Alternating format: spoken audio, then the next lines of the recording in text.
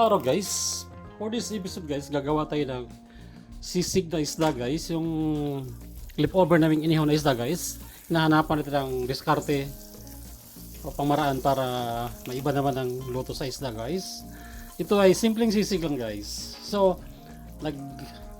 nagdagay natin ng butter, 1.5 tablespoon guys, garlic. Yung isda na guys, ready na, hinimay ko na. Kino-confit ko na siya. Iluna ko yung bawang guys para maging konting ano siya, transparent lang. So, ayos na yan guys. So, mayroon akong 4 na white onions. Half lang ang ilagay ko guys. Panghuli ko na yung kalahati. So, guys, yan na.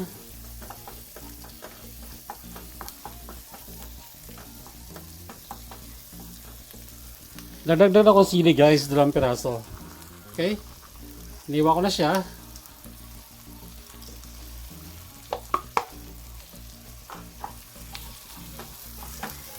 Saka natin i-add ang ating confit na isda guys. Hinimay ko na yan guys. Wala nang tinik yan. 400 grams yan guys.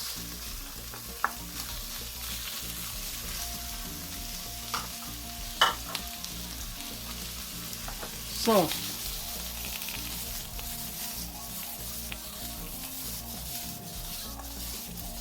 halo-halo lang guys. Dagdag tayo ng pinch ng salt guys. 2 pinch lang. So, sa inyo po kung magdagdag kayo ng salt, pero sa akin, kunti-kunti lang salt. Hindi ako mahilig sa maalat. Dagdag tayo ng black pepper.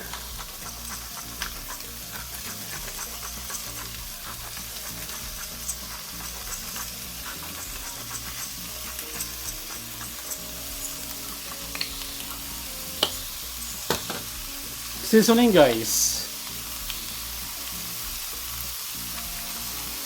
mga half teaspoon guys, so 1 teaspoon.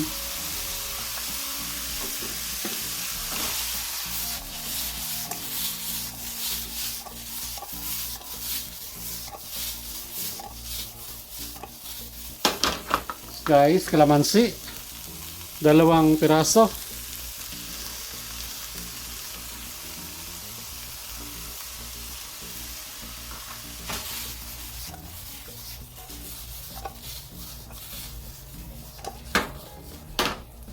At panghuli guys, lagyan natin yung remaining na sibuyas.